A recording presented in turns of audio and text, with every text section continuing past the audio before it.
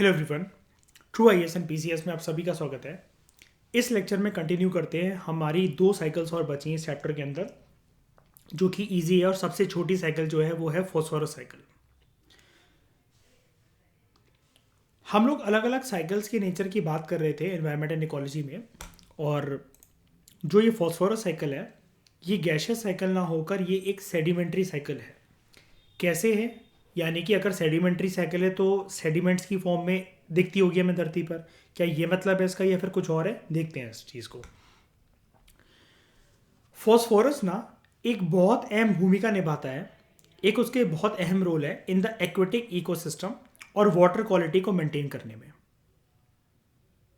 यानी कि समुद्री जीवन को चलाने में और पानी की क्वालिटी को मेंटेन करने में फॉस्फोरस एक बहुत सेंट्रल रोल प्ले करता है।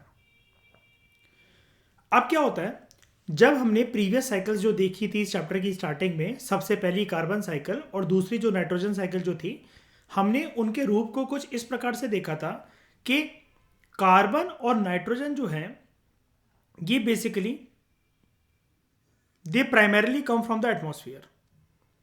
वो अलग बात है कि धरती पर कुछ चीज़ें ऐसी हो रही हैं जिसकी वजह से ये ऊपर जा रहा है एटमॉस्फेयर में, लेकिन फिर भी कुल मिलाकर एटमॉस्फेयर से बारिश होएगी एसिड रेन की फॉर्म में और ये धरती पर आकर गिरेंगे। ये हमने कुछ सीखा था। फॉस्फोरस जो है ना, by nature it occurs in large amount, बहुत ज़्यादा अमाउंट में पाया जा सकता है। ये याद रखना है, स्मॉल क्वांटिटीज में अवेलेबल नहीं है, लार्ज अमाउंट में अवेलेबल है। जो फॉस्फेटिक रॉक्स होते हैं, जिनको फॉस्फेट रॉक्स कहते हैं ना, उनमें पाया जाता है as a form of mineral.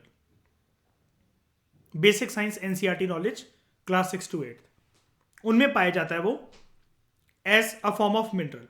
ये हम ज्योग्राफी में भी देखते हैं। और वो साइकिल में एंटर कर जाता है from erosion activities and mining activities. कैसे समझेंगे? ये जो न्यूट्रिएंट कंटेंट है, यानी कि फॉस्फेटिक रॉक्स में जो फॉस्फोरस है, ये प्लांट की ग्रोथ के लिए वैसे अच्छा होता है। प्लांट की ग्रोथ के लिए वैसे अच्छा है, लेकिन वही वाली बात है ना, जैसा कि हमने नाइट्रोजन साइकिल में भी देखा था और मीथेन में भी देखा था, बहुत ज्यादा प्यार भी हानिकारक होता है। ज्यादा प्यार भी घुटन बन जाता है। ये जब साइकिल में एंटर करता है ना थ्रू सेडिमेंटेशन एक्टिविटीज, वो भी हम देखेंगे कैसे होती है डायग्राम की फॉर्म में। This is the nutrient which is considered to be the main cause of excessive growth of, कुछ ज्यादा ही ग्रोथ कर देता है रूटेड प्लांट्स की और फ्री फ्लोटिंग माइक्रोस्कोपिक प्लांट्स की, जो कि होते हैं फाइटोप्लैंक्टन, बेसिकली इन लेक्स। अगर ये ज्यादा एक्सेसिव ग्रोथ कर देगा और उसकी मात्रा ज्यादा बढ़ जाए तो इसकी वजह से यूट्रॉफिकेशन हो सकता है। और यूट्रॉफिकेशन की वजह से एक और फिनोमेना क्या उत्पन्न होता है?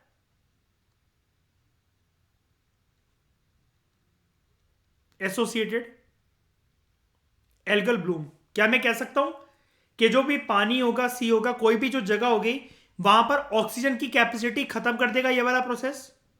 तभी तो होता है ना यूट्रोफिकेशन एल्गल ब्लूम। बताओ, है कि नहीं अंकिता? ऑक्सीजन खत्म हो जाता है ना उस पानी में से, मरीन लाइफ मर जाती है ना? ये चीज है। अब समझते हैं साइकिल को। मेन जो स्टोरेज है फॉस्फोरस की, वो है धरती, उसका लैंड सरफेस, अर्थ की क्रस्ट। अर्थ की क्रस्ट क्यों? क्योंकि यहां पर कुछ रॉक्स हैं जो कि in the form of phosphate rocks. उन रॉक्स के अंदर जो फॉस्फोरस है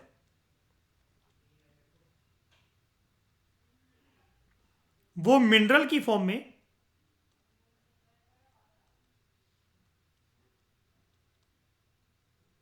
स्टोर्ड है। अगली लाइन भी वही कह रही है। लैंड पर जो फॉस्फोरस है, it is usually found in the form of phosphates, क्योंकि वो फॉस्फेट रॉक्स में या फॉस्फेटिक रॉक्स जो मर्जी कह लो। अब क्या होता है, जिस जिस जगह पर अगर आप इस डायग्राम के अंदर देखो तो बैकग्राउंड में आपको कुछ पत्थर दिखेंगे। अगर आप ध्यान से अपनी पैनी निगाह मारो तो ये देखो, कुछ ना कुछ ये रॉक्स दिखेंगी सॉइल के अंदर आपको। ये फॉस्फेटिक फॉस्फोरस रॉक्स हैं मान लो, ठीक है। सिर्फ एक कंसेप्ट को समझने के लिए मान लो ऐसा, और जो कि आपको दिख भी रही है वैसे तो इनमें मान लो ये फॉस्फेटिक रॉक्स और यहाँ पर फॉस्फोरस स्टोर्ड है, जो कि सॉइल में in the form of phosphate, कुछ भी कह लो। बेसिकली आप फॉस्फोरस को पकड़ के चलो अभी के लिए, अभी समझ में आ जाएगा पूरा कंसेप्ट 2 मिनट में।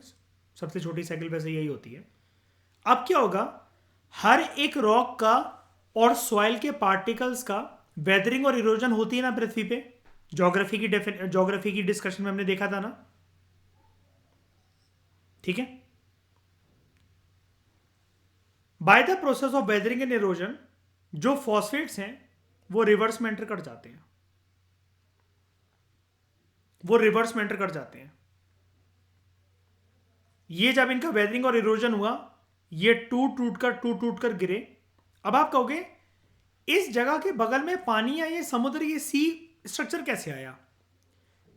हो सकता है कोई एक ऐसी जगह हो जहां पर किसी ना किसी प्रकार की फ्रेश वाटर लेक भी हो मान लो, या कैसी भी लेक हो, पानी का एक स्रोत हो, बगल में वहां पर बहुत बड़ी फील्ड हो या छोटी सी भी फील्ड हो जहां पर मिट्टी हो, और उन मिट्टी के नीचे दफन जो है वो फॉस्फेटिक रॉक्स हो, उनके अंदर फॉस्फोरस हो, फॉस्फेट्स हो।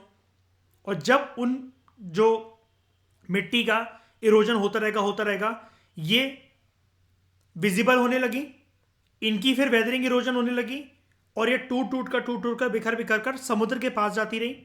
हवा इनको उड़ाकर क्या कहते ले गई, पानी इनको ले गया, बारिश ले गई, कुल मिलाकर ये मेन वाटर बॉडी के साथ जाकर मर्ज हो गए। और ये उसमें जाकर जब भी पत्थर जो होते हैं, ऑब्वियसली बात है किसी भी पानी के अंदर पत्थर फेंकोगे, छोटे से छोटा कंकड़, बड़े से बड़ा पत्थर, गिट्टी, कुछ भी चीज स्ट्रीम्स और ओशंस में फाइनली जाकर वो नीचे बॉटम पे जाकर सेटल हो जाएगा। ओशंस के अंदर जो फॉस्फोरस है वो एक्यूमुलेट होता रहता है on the continental shelfs, sea floor पर हालांकि बाद में जाएगा, लेकिन कॉन्टिनेंटल शेल्फ्स आप जानते हो ना, जब ये एक ढलान टाइप जो आती है नीचे, इनमें जमा होता रहेगा कुछ ऐसे।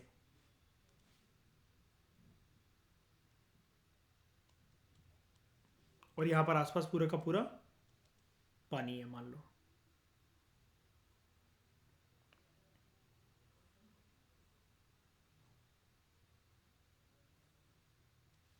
और इनमें ही जमा होता चला जा रहा है, ठीक है। किस फॉर्म में डिपॉजिट होता रहता है? In the form of insoluble deposits.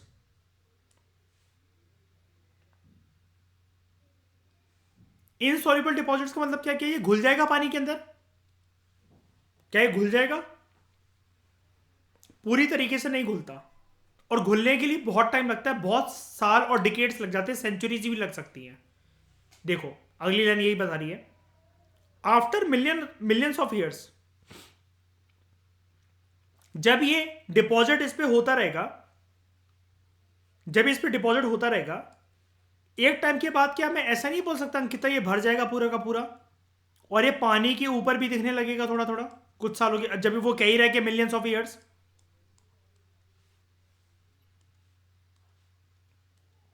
तो आफ्टर मिलियंस ऑफ ईयर्स जो क्रिस्टल प्लेट्स होती है, जस्ट अ मिनट, जो क्रिस्टल प्लेट्स होती है, they rise from the sea floor and they expose the phosphates on land. इसकी वजह से ये फॉस्फेट जो है ये यहां पर दिखने लग जाएंगे। कुछ और समय के बाद वेदरिंग जो है will release them from rock, and cycle का जो जियोकेमिकल फेज है वो फिर से शुरू हो जाता है। ये इसी फॉर्मेट के अंदर ये घूमते रहते हैं, यानी कि इनका ज्यादातर लेना देना ऐसे होता है कि सबसे पहले समुद्र के अंदर जाकर सेटल हुए, वहां पर इनका सेडिमेंटेशन हुआ, नई रॉक्स बनी।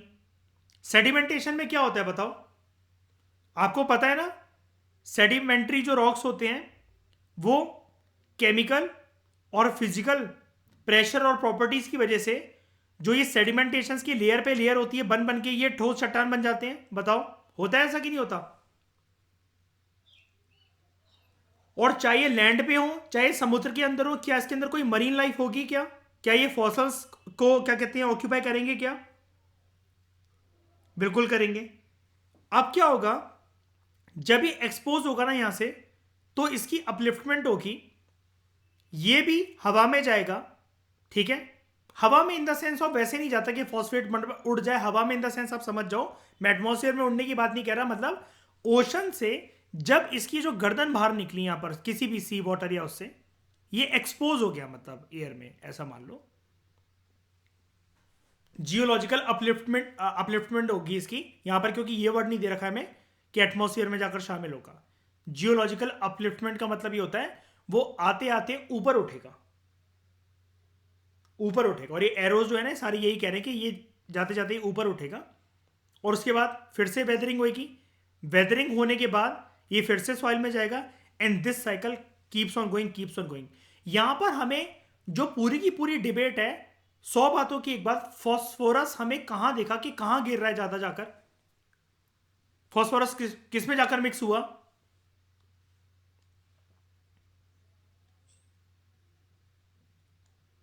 अलग अलग वाटर बॉडीज कह दूं, और ये वाटर बॉडीज में क्या करेगा, शुरू शुरू में तो अंकिता वहां पर जो प्लांट्स हैं फ्री फ्लोटिंग, जो जो फ्लोरल लाइफ है, जिसको हम लोग कहते हैं फाइटोप्लैंक्टन्स, उनकी ग्रोथ के लिए रिस्पॉन्सिबल होगा। लेकिन जब ये ज्यादा वहां पर जाएगा तो उनकी एक्सेसिव ग्रोथ करवा देगा, और एक्सेसिव ग्रोथ करवाने की वजह से इस पूरे डिबेट की एक डिबेट निकलती है। आप चाहो तो डायग्राम में ये वाली चीज ऐड करना कि यहां पर इसकी वजह से होगा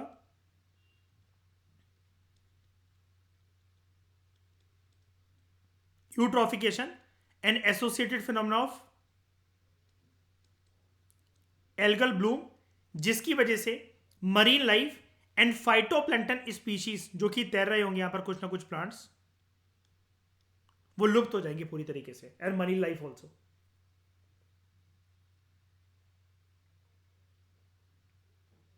समझ में आया?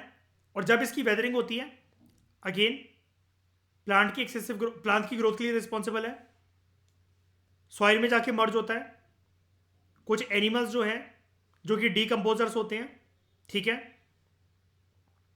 वो प्लांट की मतलब डीकंपोज होने के बाद इस के जो फॉस्फेट रॉक से जो फॉस्फोरस निकलती है फॉस्फेट्स की फॉर्म में, उसका कन्वर्टेड नेचर प्लांट को देते हैं। लेकिन ज्यादा अगर ये प्लांट को मिलने लग जाए, ज्यादा मिलने लग जाए, अभी तो हमने सिर्फ समुद्री जीवन की बात करी वैसे तो, लेकिन मान लो कि वहीं पर, चलो मान लो समुद्री जीवन को ही ले लेते हैं फॉर एग्जांपल, कि वहां पर अगर जो फाइटोप्लैंक्टन्स हैं, पूरा का पूरा समुद्र का पानी खराब होने के बाद ये वाटर की क्वालिटी को बिगाड़ देगा जब, तो फाइटोप्लैंक्टन्स भी वहां से मर जाएंगे, और उसकी वजह से मरीन लाइफ जो है वो भी डिस्ट्रॉय हो जाएगी। क्योंकि एक बात बताओ, फाइटोप्लैंक्टन्स किसी ना किसी छोटी मछली के लिए तो खाना बनाते ही होंगे ना, छोटे से छोटे मरीन लाइफ के लिए, बताओ। मतलब सोर्स ऑफ फूड तो है ही ना, वो बनाते क्या होंगे, सोर्स ऑफ फूड खुद तो है ही ना वो, और है ना, और छोटी मछली बड़ी मछली पे फीड करती है, तो ये पूरी की पूरी चेन ऑफ मरीन लाइफ को डिस्ट्रॉय करने की दम रखता है।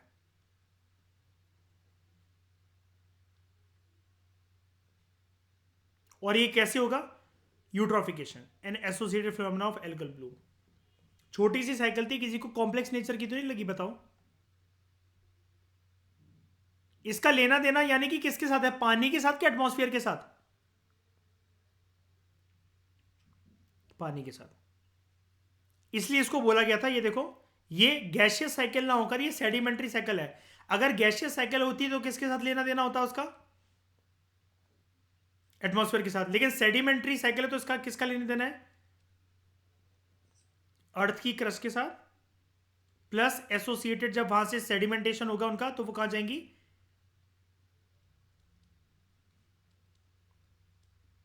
वाटर बॉडीज, जहां पर ये फॉस्फोरस क्या करेगा, उसकी वाटर की क्वालिटी को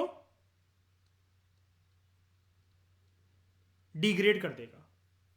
किसी को भी एक भी परसेंट डाउट है इसमें? बताओ जरा, टिपिकल तो नहीं लगा? इसकी इंफॉर्मेशन ज्यादा इसलिए नहीं दे रखी बिकॉज ये साइकिल कुछ बहुत ज्यादा एक्सेसिव अमाउंट में ऐसा कुछ नहीं है कि खतरा कर देती है, लेकिन कभी कभार किसी किसी लेक में, सी में, जब साइंटिस्ट आते हैं और वो ये देखते हैं कि हजारों की तादाद में, मैंने आपको मध्य प्रदेश में भिंड डिस्ट्रिक्ट की अपनी एक बात बताई थी ना, कि वहां पर एक सी थी, वहां पर बहुत सैकड़ों मछलियां थी और एक रात में सब मर गई। तो ग्वालियर से जब वो टीम आई वहां से साइंटिस्टों की, तो उन्होंने जब देखा इसमें क्या हो गया, तो उन्होंने बोला एल्गल ब्लूम हो गया यहाँ पर। अब क्या कहते हैं, उसके नीचे कोई ना कोई जो होगा, एक एग्जांपल मान लो कि वहां पर कुछ फॉस्फोरस रॉक्स होंगे, वेदरिंग उनकी हुई होगी, वहां पर गए होंगे, मतलब पानी के साथ मिक्स हो गए, ज्यादा ही मिक्स हो गया फॉस्फोरस और फॉस्फेट, वहां पर पानी की क्वालिटी को डिग्रेड कर दिया।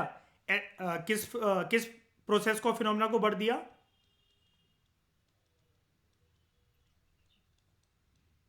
Eutrophication and associated phenomena of algal Bloom, जिसकी वजह से मरीन लाइफ पूरी की पूरी मर गई वहां पे। किसी का कोई डाउट? बोलो बोलो। नहीं ना?